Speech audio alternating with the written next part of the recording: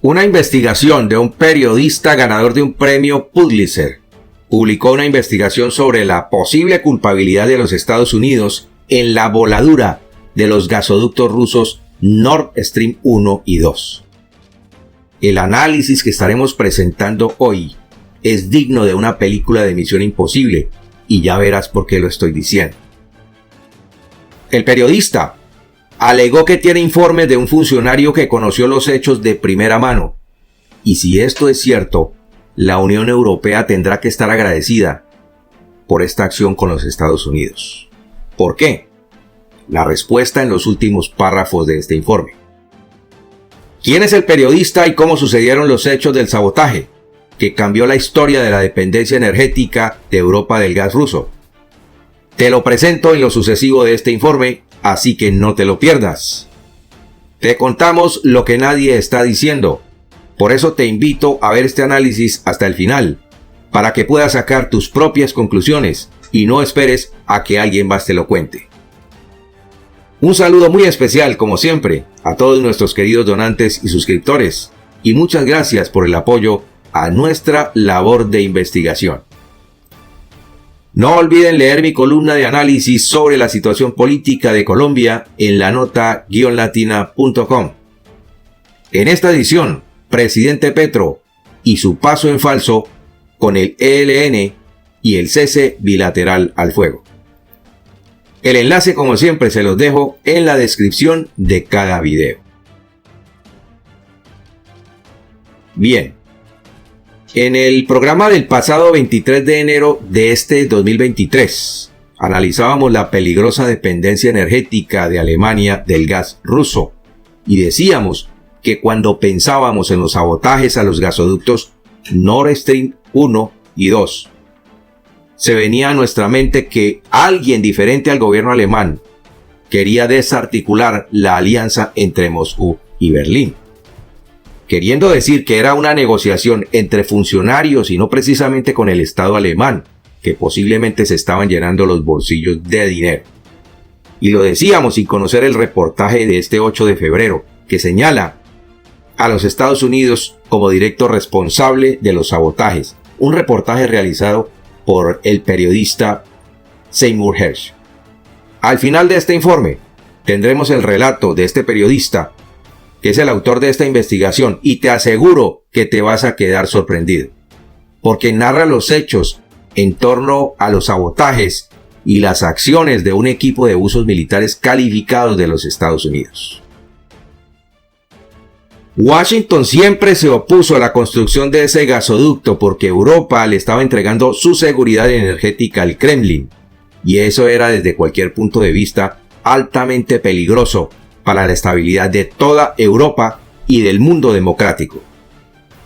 Por encima de cualquier oposición, la canciller Angela Merkel, la canciller alemana, finalmente dio el aval para iniciar las obras del gasoducto, que estaría listo para finales del 2011 o principios del 2012.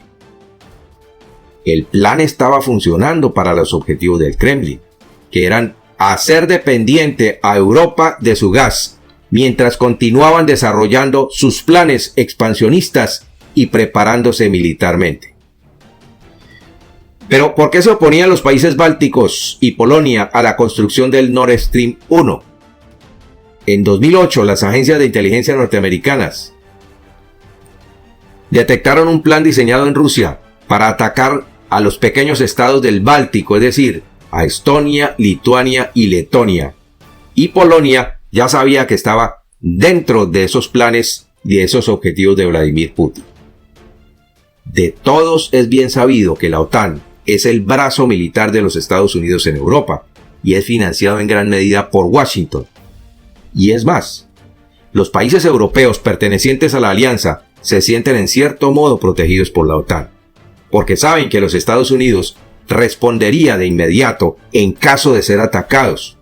Sin embargo, los países del Báltico siempre han tenido sus reservas debido a que Washington ha tratado de llevar la fiesta en paz con los rusos. Con anterioridad, Rusia estaba enviando sus hidrocarburos a través del gasoducto que cruza precisamente por Ucrania y tenía graves problemas con la vecina nación Porque la corrupta clase política ucraniana de esa época había establecido más condiciones, además de otros costos por dejar pasar los hidrocarburos rusos hacia Europa. El Nord Stream 1 surgió precisamente por la necesidad de obviar a Ucrania y entregarle directamente a los europeos los hidrocarburos. Pero la verdad es que la Unión Europea y en especial Alemania continuaban apuntando a convertirse en un socio estratégico energético de Rusia y de cualquier forma querían cultivar esas buenas relaciones comerciales, a pesar de que sabían de los inmensos riesgos de la dependencia energética de Moscú. Estados Unidos desde sus inicios se opuso y sostuvo que esa tubería sería el instrumento que el líder de la Federación Rusa trataría de utilizar para manipular a los países europeos. Hasta hace unos meses Rusia era el principal proveedor de gas natural de la Unión Europea y suponía un fuerte ahorro en los costos energéticos de toda su industria. Sin embargo, varios países de centro y oriente del continente europeo habían acusado a Moscú de usar su predominante posición para intentar manipular a sus respectivas economías. Además, aducían también razones políticas. La Unión Europea creyó que por haberse convertido en uno de sus clientes de hidrocarburos más importantes, porque Rusia había desplazado a los proveedores de Oriente Medio, creyeron que podían confiar ciegamente en el Kremlin. Y siempre habló de buenas relaciones basadas en la mutua confianza. Sin embargo, luego se darían cuenta que esa confianza no existía, al menos por parte de Rusia. En fin, el negocio estaba fluyendo y el gas ruso también. Mejor de lo que Moscú pensaba. Entonces, el Kremlin planeó construir la versión número 2 del proyecto de gasoductos, arriesgándose a construir el Nord Stream 2, que aumentaría el envío de gas a toda Europa, eso sí, usando como puente a Alemania. Y el tiempo avanzaba y los planes expansionistas de Putin también lo hacían. A decir verdad, como quiera Ucrania se estaba convirtiendo en un gran obstáculo para los planes de Moscú en Europa del Este. Vladimir Putin movía los hilos para hacerse con el control de Ucrania y el expresidente ucraniano Víktor Yanukovych era quien estaba abriendo las puertas de su país a esta posibilidad. Sin embargo, las protestas callejeras derivaron en la salida del expresidente y en 2014, Putin, visiblemente enfadado porque sus planes se habían desplomado, daba la orden de apropiarse de la península de Crimea, al tiempo que organizaba grupos de separatistas. Los financiaba también en las provincias de Luhansk y Donetsk. El mundo democrático jamás le perdonará a Washington y a Londres su pasmosa actitud frente a la invasión de la península por parte de Putin y sus tropas. ¿Por qué? Porque Estados Unidos y el Reino Unido eran los garantes del Acuerdo de Budapest, firmado en 1994, que entre otras cosas prohibía a Rusia invadir o violar la soberanía nacional de Ucrania, a cambio de que Ucrania les entregara todas sus armas nucleares. Como consecuencia, Ucrania fue conocido como un país desarmado y neutral, y con la esperanza de que Putin respetara esos acuerdos, pero no fue así. No obstante, sí había un país que observaba atentamente los acontecimientos. Entonces, desde el 2014, y se dice que desde mucho antes, Putin se venía preparando para dar su golpe contra Ucrania. Los informes de inteligencia norteamericanos y británicos señalan que el golpe contra los ucranianos estaba programado para febrero del 2021, pero debido a que estaba en marcha la construcción del gasoducto Nord Stream 2, Putin decidió postergarla para una fecha posterior. Los analistas de inteligencia del Pentágono habían calculado que sería a mediados del 2021, cuando empezó la primera movilización de tropas hacia la frontera con Ucrania. Finalmente Putin dio comienzo a la invasión, no sin antes declarar el reconocimiento de la independencia de las que se han llamado las repúblicas independientes de Luhansk y Donetsk, porque el plan era ingresar a Ucrania a través de 3 frentes.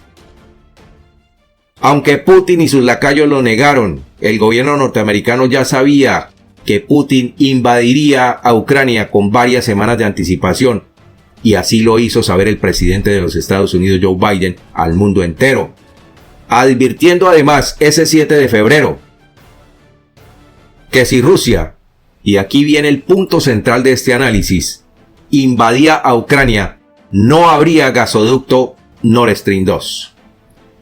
Hoy, cuando se publica una investigación de Seymour Hersh acusando a los Estados Unidos de destruir ambas tuberías, muchos analistas se preguntan si la advertencia de Biden del 7 de febrero del 2022 se refería a la voladura de los mismos en pleno mar Báltico. Entonces, ¿fue sencillamente una casualidad con visos de advertencia consumada? ¿O fue por decir que Alemania se negaría a dar su autorización para que el Nord Stream 2 llegase a ser estrenado? En ese entonces el canciller alemán Olaf Scholz no hizo ninguna declaración al respecto, ni aclaró tampoco que se trataba del hecho de suspender los permisos para el arranque del gasoducto. Concretamente, Biden dijo que si Rusia invadía Ucrania con tanques y tropas a través de sus fronteras, y escucha muy bien esto, ya no habría Nord Stream 2 y le pondrían fin. Analicemos entonces estas palabras de Joe Biden. Al decir ya no habrá Nord Stream 2, podría interpretarse en dos sentidos. Uno, es que no se pondría en funcionamiento, o jamás se usaría, etc. Y el otro es que se pondría en el olvido. Pero cuando Biden dijo que le pondrían fin, ya se puede interpretar como la destrucción del gasoducto. Y tal vez podrían haber otras interpretaciones. Y si tienes alguna otra, por favor déjanos saber tus opiniones y comentarios al respecto. De lo que sí estoy seguro es que Scholz sí sabía de qué estaba hablando el presidente de los Estados Unidos. Ahora, Victoria Nuland, subsecretaria del Departamento de Estado para Asuntos Políticos, hizo unas declaraciones hace algunos días atrás acerca del Nord Stream 2 ante el Comité de Relaciones Exteriores del Senado, referente a la guerra de Ucrania. Y ella dijo: estoy muy satisfecha, y además pienso que el gobierno también lo está, de que el gasoducto Nord Stream 2 ahora es un montón de chatarra en el fondo del mar Báltico. Esto también pudiera interpretarse como la satisfacción de una misión cumplida por parte del gobierno de los Estados Unidos, cuando Biden dijo que le pondrían fin. ¿Por qué? Porque ese gasoducto es y será muy difícil de recuperar por parte de los rusos. En resumen, Seymour Hersh dice que el presidente de los Estados Unidos, Joe Biden, le ordenó a Jake Sullivan, asesor de seguridad de la Casa Blanca, reunir secretamente a la CIA, a varios especialistas del Pentágono, agentes especiales del Departamento de Defensa, funcionarios del Departamento de Estado, comandantes de la Marina, comandantes de la Fuerza Aérea y jefes de unidades de fuerzas especiales también, para planear la operación. Esto sucedió en diciembre del 2020. En la primera reunión se designó a William Burns, director de la CIA, para que coordinara toda la operación, quien indicó que la operación debía ser ejecutada por un grupo de buzos de la Marina para pasar por alto la aprobación de la operación si ésta fuera ejecutada por fuerzas especiales. Dada la orden de Biden, un comando de buzos de la Marina estadounidense, dice Hersh, colocó varias cargas explosivas para detonarlas a control remoto y volar las tuberías de ambos gasoductos. Esto sucedió durante los ejercicios militares en el mes de junio, en el que participaron Suecia, Finlandia y por supuesto Estados Unidos.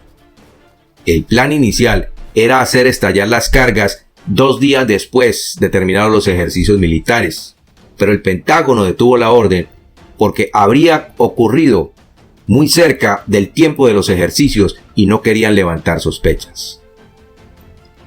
Seymour continuó diciendo que en la operación de ubicación de las cargas participó la CIA y un equipo de buzos de la Armada y 3 buques también de guerra de la Armada.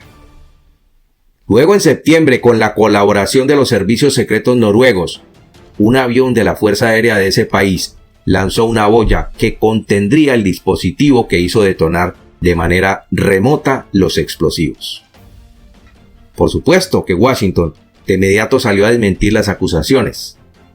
Adrian Watson, portavoz de la Casa Blanca, negó rotundamente que Estados Unidos estuviera involucrado en los hechos, diciendo que era una completa ficción.